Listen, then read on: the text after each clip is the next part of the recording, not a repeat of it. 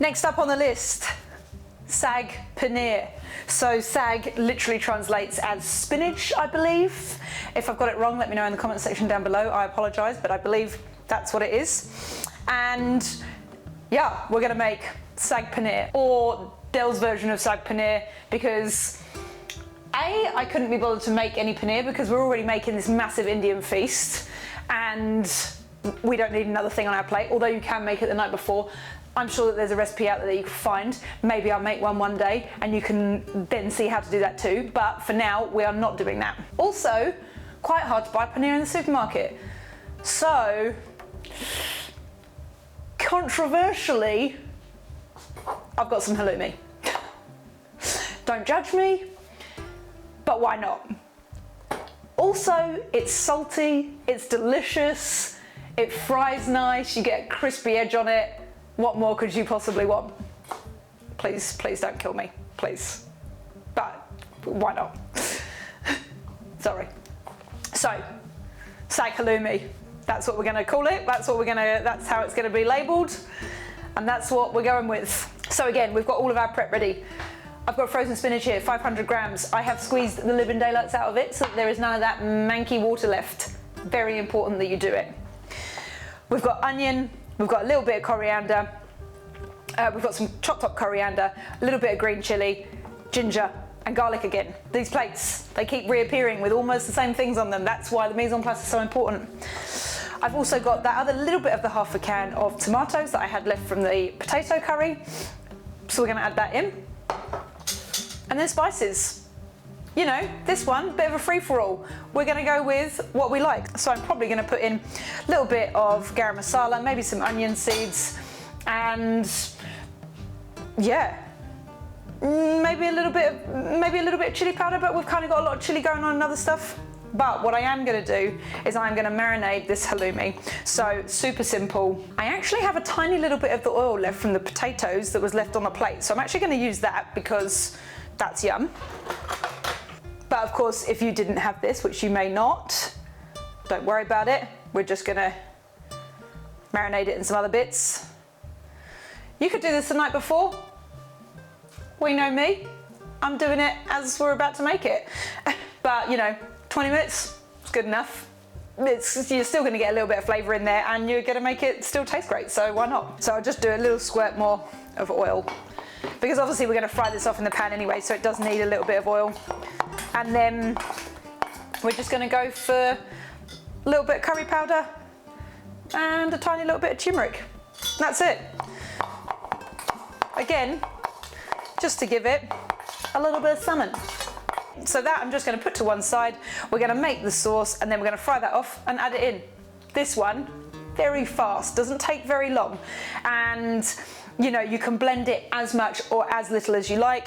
I'm just gonna use the stick blender and just give it a little zzz, so that there's some, you know, thickness, so that some of that spinach is broken down, but you don't have to break it all up. Some people kind of have this bit chunky. This one's a bit how you like it. Also, what you would normally do is maybe put a dash of cream into this right at the end to just kind of bring it all together. I'm actually just gonna use a tiny little bit of coconut milk because I've got some that we need for the next recipe, but it's not the whole can, so I'm just gonna use a tiny bit of that. It's just a little bit of creaminess, you know, just to bring it all together. So, again, let's get to the stove and get this guy cooked. Also, now I'm just gonna leave the apron on because I don't trust myself not to get it everywhere. We're gonna warm up the pan. I've got a little bit of oil and a little bit of butter. Again, if you had ghee, that would be like delicious and perfect to use for this, but I don't. So we're gonna go on a medium heat and we're just gonna start cooking this off. This is so quick to make on its own, great curry. You could just make it, you know, on a weeknight, takes 5 minutes and it's absolutely delicious.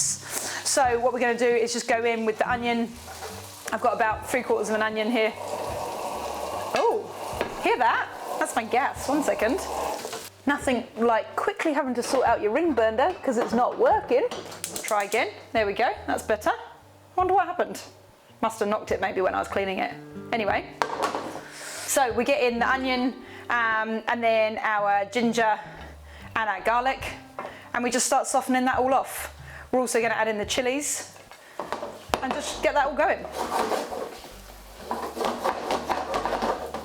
And when we add our spices this time, you know, it's important to often not be shy with spices because you want to make sure that you can taste them all. So we're just going to fry this off for a few minutes and then we'll add in some spices. So it's had a few minutes cooking. You know, you kind of never really want to rush this because you want to make sure that all the flavours come out, the onion and the garlic. It's always important to make them, you know, to really kind of sweat them down because that's where their sweetness comes from when they start to cook out. Again, I'm just going to add a little bit of salt now so that the onions can be softened down a little bit more. And then we'll add in the coriander. And we're going to add the spices. So we're going to go for half a teaspoon of curry powder, quarter of a teaspoon of turmeric, quarter of a teaspoon of chili, quarter of a teaspoon of onion seeds, ting, and then a teaspoon of ground coriander and a teaspoon of garam masala. And now we're just going to cook that all out. Give it a couple of minutes. It should start to smell fab, which it does. I'm very excited. Oh yeah, that looks great.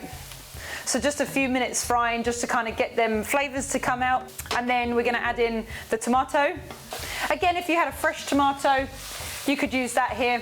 I'm just going to give that a few minutes to sweat down. And then we'll just add the spinach. And then we're just going to cook the spinach in that for like probably 4 or 5 minutes to really make sure that all of them flavours are on every bit of that spinach. Then we'll add a tiny bit of coconut milk and then we'll blend it. And that's the sauce done. So this is what it all looks like once it's cooked down. We had a classic moment there of where the thing did not record. So we've added the onions, the garlic, we've had it all, we've got it all, we've sweated it down, we've cooked it all together slowly, and we've ended up with this. Sorry guys. Now we're just going to give it a blend and I'll show you what it looks like. And what we'll quickly do is just fry off that halloumi, get a nice bit of colour on all the edges, and then that can just sit to one side and we can add it to the sauce when it's done.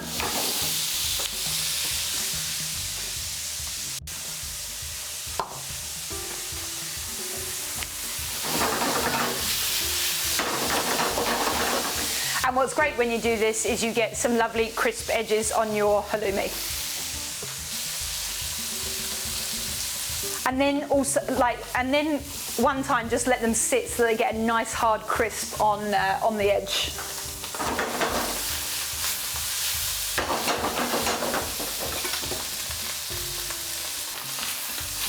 Yes, that's what you want. And that's done. So we can just pop that to one side and add it to the sauce.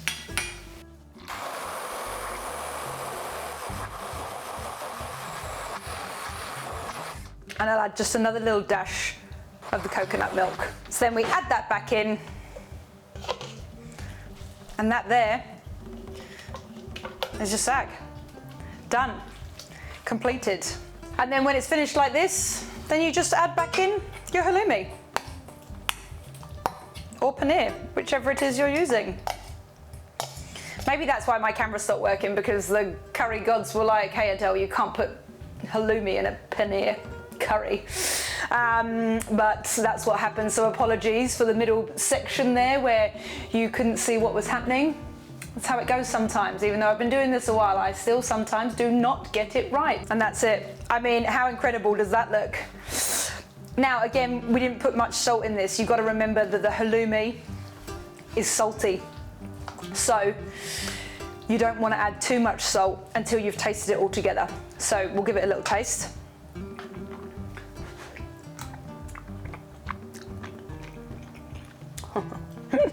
That, oh my God, that is delicious. Like I said, the salty, I'll just take a little bit more. The salty halloumi really elevates this dish. One more bit. Oh. And that squeaky halloumi texture, friggin' awesome. So that there is your saag. Again, apologies for the middle section, but that's how it goes.